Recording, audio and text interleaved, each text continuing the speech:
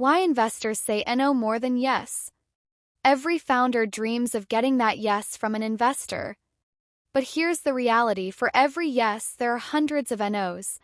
In fact, investors say no far more often than they say yes. But why is that? Today, I'm going to break down the real reasons behind those no's, what investors are really thinking, and how you can turn rejection into your biggest advantage. The numbers game. Let's start with the math. Most investors, whether they're angels or venture capitalists, see thousands of pitches every year. Out of those, maybe 1% actually get funded. That means the default answer is a no. Not because your idea is bad, but because the odds are stacked. Common reasons for no. Market size too small. If your target market isn't big enough, investors don't see the return they need. Remember, they're looking for unicorns, not ponies. Lack of product market fit. If customers aren't buying, investors aren't buying either. They want traction, proof that your product solves a real problem. Weak team. Even with a great idea, if the team lacks execution skills, it's a red flag. Investors bet on jockeys, not just horses. Unclear business model. If you can't explain how you'll make money clearly and sustainably, the answer is almost always a no. Too early or too risky. Sometimes it's not about you, it's about timing. You may be too early, with too many unknowns for them to feel safe. The investor's perspective. Investors are not villains.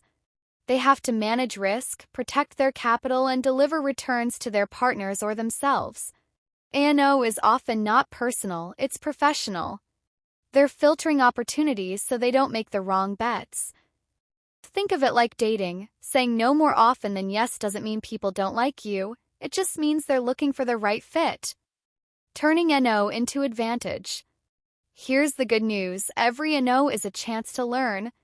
Investors often drop hints about what's missing. Maybe it's traction, maybe clarity in your financial model, maybe your go-to-market strategy. They use those rejections as free consulting. Actionable tip. Track every no in a spreadsheet, note the reasons, and see patterns. Fix those patterns before your next pitch. When no is actually a good thing. Not every investor is the right investor. Some no's protect you from bad partnerships, misaligned goals, or investors who would have added more stress than support.